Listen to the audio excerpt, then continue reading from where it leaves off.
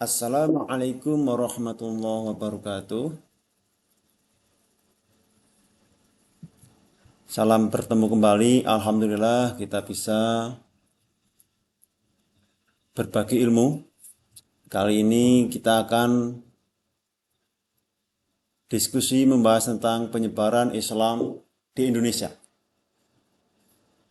Tentunya sudah tidak asing lagi buat kita semua, akan tetapi kita berusaha untuk lebih baik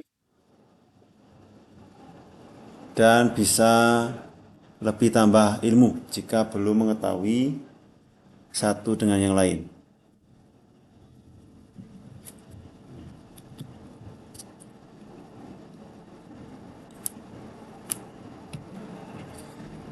Di sini kita akan mempelajari sejarah perkembangan Islam di Indonesia. Yang pertama nanti akan tentang tujuan pembelajaran.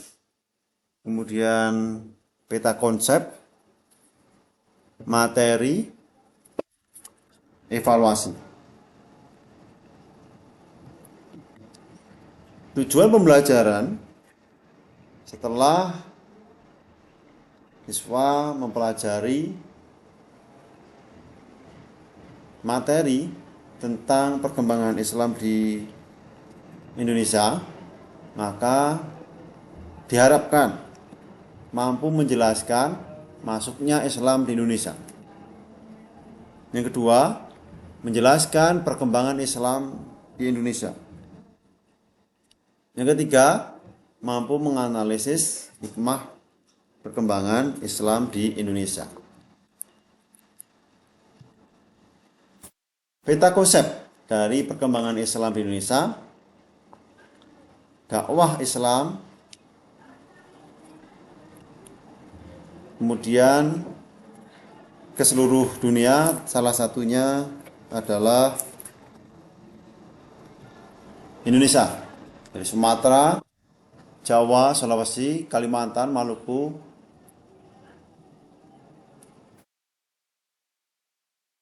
Selanjutnya kita masuk kepada materi. Masuknya Islam ke Indonesia pada abad pertama atau abad ke-8 Masehi. Masuknya Islam di Indonesia. Ada beberapa teori yang harus kita perlu ketahui, teori tentang penyebaran Islam di Indonesia. Teori yang pertama adalah teori Arab.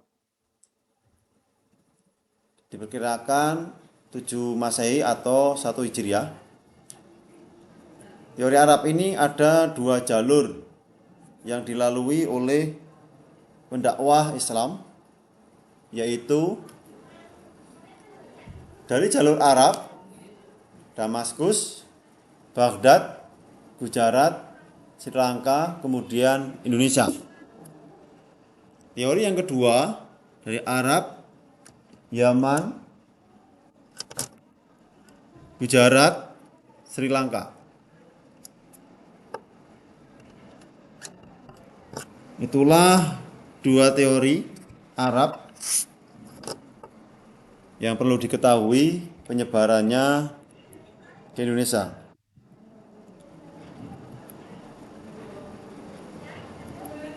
Teori yang kedua yaitu teori Gujarat, sekitar abad ke-13 Masehi atau 7 Hijriah. Pendapat dari Kristen Snock Hotgrot menurut Islam yang tersebar di Indonesia berasal dari wilayah Malabar dan Coromandel, 2 kota yang berada di India Selatan.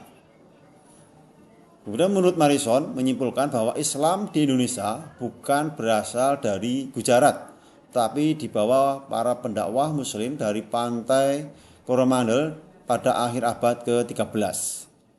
Kemudian menurut J. Pitznaple, orang yang membawa Islam ke Indonesia bukanlah orang Arab langsung, melainkan para pedagang Gujarat bermazhab Syafi'i yang berdagang ke dunia timur. Beberapa penemuan arkeolog berupa batu nisan, makam Sultan Malikus Saleh bertulisan angka tahun 686 Hijriah atau 1297 Masehi dan batu nisan Maulana Malik Ibrahim, wafat tahun 1419 di Gresik, Jawa Timur. Kedua batu nisan itu berasal dari Kambai, Gujarat. Itulah beberapa pendapat dan penemuan bahwa Islam berasal dari India, Gujarat. Kemudian yang ketiga, teori Persia sekitar abad ke-7 Masehi. Dibuktikan dengan adanya penemuan batu nisan tertua bertulisan Fatimah binti Maimun bin Hibatullah, wafat tahun 7 Rajab 475 Hijriah atau 1082 Masehi. Sama dengan batu nisan Ahmad bin Abu Ibrahim bin Arad alias Abu Kamil yang ditemukan di Phan Vietnam. Kedua nisan ini bertulisan kaligrafi dengan huruf Kufi bercorak Timur Tengah yang berkembang di Persia akhir abad 10 Masehi. Kemudian teori Persia ini menurut pendapat P.A. Hussein Jajadiningrat merupakan alasan pertama dari teori ini adalah berdasarkan analisis sosiokultural. Terdapat titik-titik kesamaan antara yang berlaku dan berkembang di kalangan masyarakat Islam Indonesia dengan di Persia. Misalnya perayaan Tabut di beberapa tempat di Indonesia dan berkembangnya ajaran Syekh Siti Jenar ada kesamaannya dengan ajaran Sufi Al-Khalij dari Iran Persia. Alasan kedua, penggunaan istilah bahasa Persia dalam sistem pengejah huruf Arab, terutama untuk tanda-tanda bunyi harokat dalam pengajaran Al-Quran. Pada masa sekarang masih dipraktekkan di beberapa pesantren dan lembaga pengajian Al-Quran di pedalaman Banten. Kemudian alasan yang ketiga, dari teori Persia, peringatan Asyura atau 10 Muharram sebagai salah satu hari yang diperingati oleh kaum Syiah, yakni hari wafatnya Husain bin Abi Thalib di Padang Karbala. Di Jawa dan juga di Aceh, peringatan ini ditandai dengan pembuatan bubur Asyura. Yang keempat, teori Cina sekitar abad ke-7 Masehi. Pendapat dari H.C. de Graaf mengutarakan ada beberapa literatur Jawa klasik yang memperlihatkan peranan orang-orang Cina dalam mengembangkan Islam di Indonesia. Dalam tulisan-tulisan tersebut disebutkan bahwa tokoh-tokoh besar semacam Sunan Ampel, Raden Rahmat, Bong Swiho, dan Raja Demak, Raden Fatah atau Jin Bun merupakan orang keturunan Cina. Pandangan ini juga didukung oleh salah seorang sejarawan Indonesia, Salamet Mulyana. Kemudian teori Cina pendapat dari Denis Lombard juga telah memperlihatkan besarnya pengaruh Cina dalam berbagai aspek kehidupan bangsa Indonesia seperti makanan, pakaian, bahasa, seni, bangunan, dan sebagainya. Lombard mengulas semua ini dalam buku Nusa Jawa, Silang Budaya yang terdiri dari 3 jilid. Hal-hal yang menyebabkan Islam mudah berkembang adalah 1. Adanya dorong kewajiban setiap muslim, ulama untuk berdakwah. Yang kedua, kesungguhan hati dan keuletan para juru dakwah, dai dan tabligh, mubaligh. Yang ketiga, persyaratan masuk Islam sangat mudah, yakni hanya mengucapkan 2 kalimat syahadat. Yang keempat, dalam ajaran Islam tidak ada diskriminasi dan sistem kasta. Yang kelima, peran raja yang telah masuk Islam.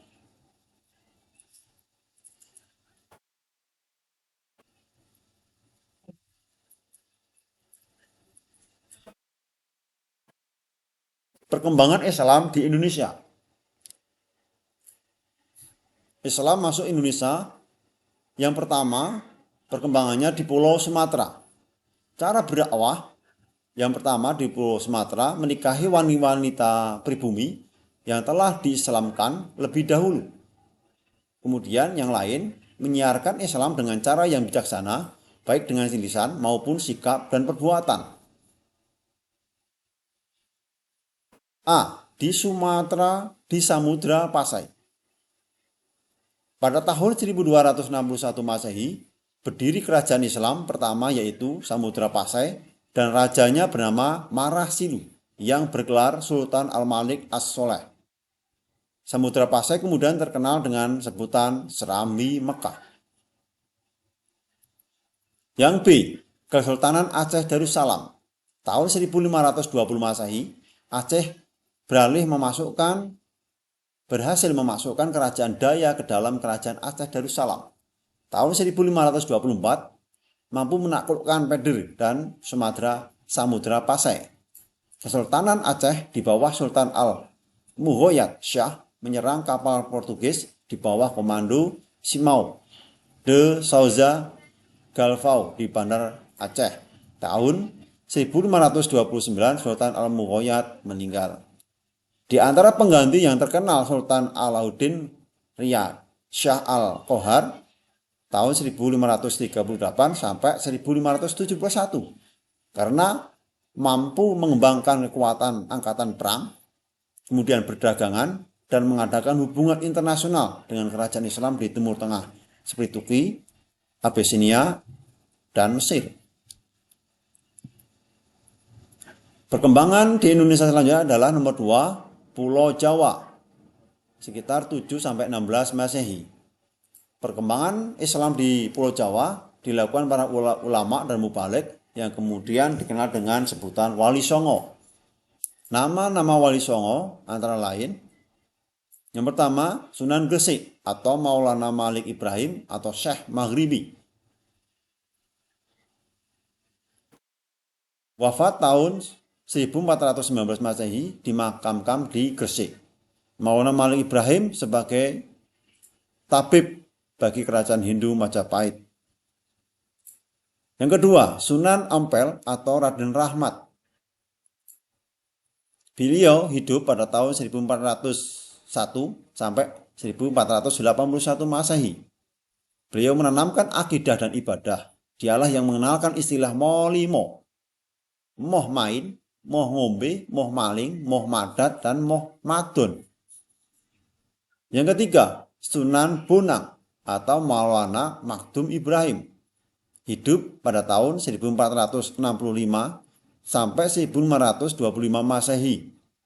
Pencipta gamelan sekaten Syahadaten, menyiarkan Islam di wilayah Tuban, Jawa Timur. Berdakwah melalui seni dan bahasa, tembang tombo ati, dan terkenal dalam hal ini ilmu kebatinannya. Yang keempat, Sunan Giri atau Sunan Raden Paku atau Prabu Satmata. Hidup pada tahun 1365 sampai 1428 Masehi. Menyiarkan agama Islam di Gresik. Hebat dalam ilmu fikih. Beliau disebut juga Sultan Abdul Faqih. Bahasa Barat menyebut sebagai Paus dari Timur. Dan membuka pesantren di daerah perbukitan Desa Sidomukti, Selatan Gresik. Yang kelima, Sunan Jati atau Syarifuddin atau Raden Qasim. Hidup sekitar tahun 1470 Masehi. Penciptakan tembang pangkur. Salah satu dakwahnya dengan seni suluk, mengubah sejumlah suluk, diantaranya adalah suluk petuah, berilah tongkat pada si buta, berilah makan pada yang lapar, beri pakaian pada yang telanjang. Yang keenam, Sunan Gunung Jati atau Syarif Hidayatullah atau Syekh Nurullah. Wafat pada tahun 1570 Masehi. Penyebaran Islam di wilayah Jawa Barat. Berhasil mendirikan dua kerajaan Islam, yaitu Kerajaan Banten dan Kesultanan Cirebon. Dimakamkan di Gunung Jati, Cirebon. Yang ketujuh, Sunan Kudus atau Ja'far Shodiq atau Raden Undung atau Raden Amir Haji. Wafat pada tahun 1550 Masehi. Menyiarkan Islam di Kudus, Jawa Tengah. Membangun masjid yang dikenal dengan sebutan Masjid Menara Kudus. Ia seorang sastrawan, karyanya Gending, Mas Kumambang, dan Wijil dimakamkan di Kudus, Jawa Tengah.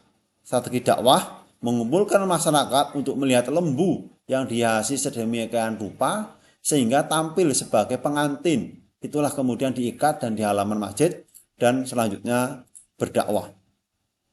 8. Sunan Kalijaga atau Raden Mas Said atau Syekh Malaya. Wafat pada akhir abad ke-16. Ia seorang pujangga, menyiarkan Islam menggunakan media kesenian rakyat seperti gamelan, wayang purwo, atau wayang kulit, dan lagu daerah, termasuk lir-ilir dan gundul-gundul pacul. Pendiri Masjid Agung Demak dengan soko tatalnya, dimakamkan di Kadilangu, Demak, Jawa Tengah. Yang kesembilan, Sunan Muria atau Raden Umar Said atau Raden Said atau Raden Prawoto, hidup pada abad ke-16 Masehi, berdakwah di wilayah Pati, Kudus dan sekitarnya. Pendukung setia Kesultanan Demak Bintoro, menciptakan tembang Sinom dan Kinanti, dimakamkan di Gunung Muria, Kudus.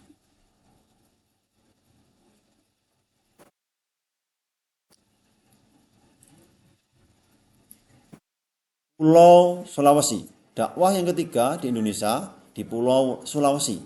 Pada abad ke-15, pedagang muslim dari Sumatera sudah mendatangi Pulau Sulawesi.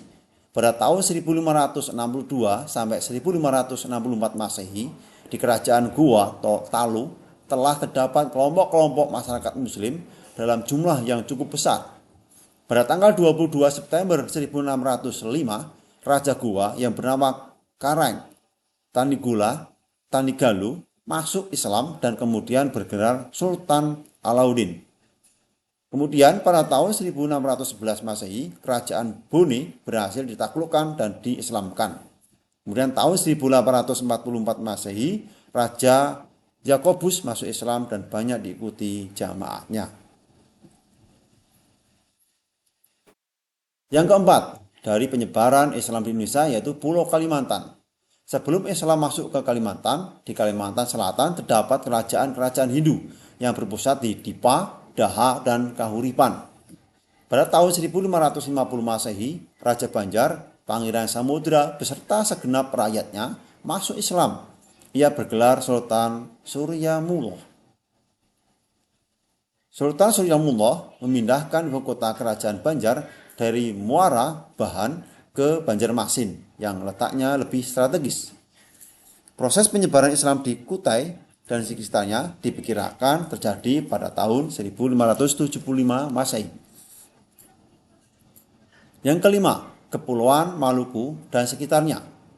Pada tahun 1400 sampai 1500 Masehi, abad ke-15 Masehi, agama Islam telah masuk dan berkembang di Maluku. Ajaran tersebut dibawa oleh para pedagang muslim dari Pasai, Malaka, dan Jawa. Raja-raja di Maluku yang masuk Islam diantaranya Raja Ternate, Raja Tidore, Raja Jailolo, Raja Bacan. Selain masuk Islam dan berkembangnya di Maluku, Sultan Zainal Abidin atau Raja Bacan, Islam juga masuk ke wilayah Irian. Dengan Irian dimasuki Islam adalah Miso, Jalawati, Pulau Waigeo, dan Pulau Gebi.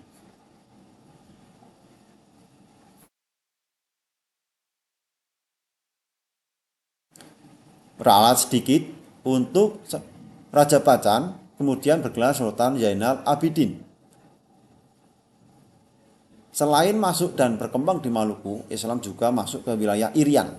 Daerah Irian yang dimasuki Islam adalah Miso, Jalawati, Pulau Waigeo, dan Pulau Gebi.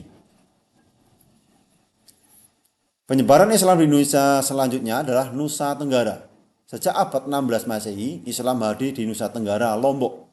Islam di Lombok diperkenalkan oleh Sunan Prapen atau putra Sunan Giri. NTB mempunyai masjid tertua berumur mencapai 413 tahun yang bernama Masjid Ar-Roysiyah sebagai pusat penyebaran agama di Lombok. Gunung Tambora meletus tahun 1815 Masehi, sehingga dimanfaatkan oleh Haji Ali, seorang mubalik, cendekiawan, dan pemimpin Islam Sumbawa untuk penyebaran penduduk tentang kekuasaan Allah dan berhasil mengislamkan banyak masyarakat sehingga mereka berbondong-bondong masuk Islam. Peran umat Islam di Indonesia pada masa penjajahan. Masuk dan perkembangannya agama Islam di Indonesia telah banyak mendatangkan perubahan, antara lain masyarakat Indonesia telah dibebaskan dari pemujaan terhadap berhala dan pendewaan terhadap raja-raja serta dibimbing agar menghambakan diri kepada Allah Subhanahu wa taala. B. Berkembangnya rasa persamaan hak dan rasa keadilan. C. Tumbuhnya semangat cinta tanah air dan rasa kebangsaan. D. Semboyan, Islam adalah agama cinta damai, tetapi lebih cinta kemerdekaan. Telah mampu mendorong masyarakat Indonesia untuk melakukan usaha mewujudkan kemerdekaan dan mengusir penjajah. E. Menggeloranya semangat jihad fisabilillah untuk mewujudkan mempertahankan kemerdekaan bangsa, negara, dan agama. Yang D. Di berbagai daerah timbul perlawanan-perlawanan terhadap penjajah seperti perlawanan terhadap penjajahan Portugis, Belanda, dan lain-lain. Pada masa kemerdekaan yang kedua, umat Islam didorong oleh para ulama untuk berjuang melawan penjajah. Peranan ulama Indonesia pada masa peperangan kemerdekaan adalah A. Membina kader umat Islam melalui pesantren dan pembinaan masyarakat. B. Turut berjuang secara fisik sebagai pemimpin perang seperti Fatahillah, Pangeran Diponegoro, Imam Bonjol, dan lain-lain. Yang C. Mendirikan organisasi Islam sebagai wadah pembinaan umat. Organisasi-organisasi Islam di Indonesia. Yang pertama, Serikat Dagang Islam atau Serikat Islam. Didirikan tahun 1905 di Solo oleh Haji Saman Hudi dan Mas Tirta Adi Surya. Yang kedua, Muhammadiyah. Didirikan tanggal 18 November 1912 oleh Kiai Haji Ahmad Dahlan. Yang ketiga, Nahdlatul Ulama atau NU didirikan oleh Kiai Haji Hasyim Asy'ari dan Kiai Wahab Hasbullah pada tanggal 31 Januari 1926. Yang keempat, Al-Irsyad didirikan pada tahun 1914 Masehi di Jakarta oleh Ahmad Surkati, Umar Mangus, dan kawan-kawan. Yang kelima, Persatuan Islam atau Persis didirikan pada tahun 1923 Masehi di Bandung oleh Kiai Haji Zamzam. Yang keenam, Persatuan Umat Islam PUI didirikan pada tahun 1942 Masehi di Majalengka oleh Kiai Haji Abdul Halim. Kemudian yang ketujuh, Persatuan Tarbiyah Islam PRT didirikan pada tahun 1930 Masehi di Candung, Bukit Tinggi oleh Syekh Sulaiman Ar-Rasuli dan kawan-kawan. Pada masa penjajahan Jepang, semua organisasi Islam berkumpul dalam suatu wadah partai yang bernama Majelis Islam Tinggi. Kemudian, pada masa pembangunan, Indonesia merdeka pada tanggal 17 Agustus 1945. Setelah merdeka dan berdaulat, bangsa Indonesia masih harus menghadapi penjajahan seperti Jepang, Sekutu, Belanda, dan agresi Belanda II pada tanggal 19 Desember 1948 karena belum mengakui kedaulatan bangsa Indonesia atau kemerdekaan bangsa Indonesia. Selanjutnya, upaya mempertahankan kemerdekaan dilakukan juga melalui usaha-usaha diplomatik seperti Perjanjian Linggarjati, Perjanjian Renville, Perjanjian Rome-Royen, Konferensi Meja Bundar di Den Haag, dan lain-lain. Peran organisasi Islam di Indonesia. Beberapa organisasi, kita ambil 3 organisasi sebagai peran dalam membangun bangsa. Yang pertama, Muhammadiyah. Melakukan usaha-usaha agar masyarakat Indonesia berilmu pengetahuan tinggi, berbudi luhur, dan bertakwa kepada Tuhan Yang Maha Esa. Kemudian, melakukan usaha-usaha di bidang kesehatan dan kesejahteraan masyarakat. Peran organisasi Islam di Indonesia yang kedua adalah Nahdlatul Ulama. Mendirikan madrasah-madrasah, mendirikan, mengelola, dan mengembangkan pesantren, membantu dan mengurusi anak-anak yatim dan fakir miskin. Yang ketiga, Majelis Ulama Indonesia atau MUI berperan memberikan fatwa dan nasihat keagamaan, memperkuat ukhuwah Islamiyah, dan menjadikan penghubung antara ulama dan umar. Sadaqallahul adzim. Telah selesai kita beberapa bahas. Semoga bermanfaat. Akhirul kalam. Wassalamualaikum warahmatullahi wabarakatuh.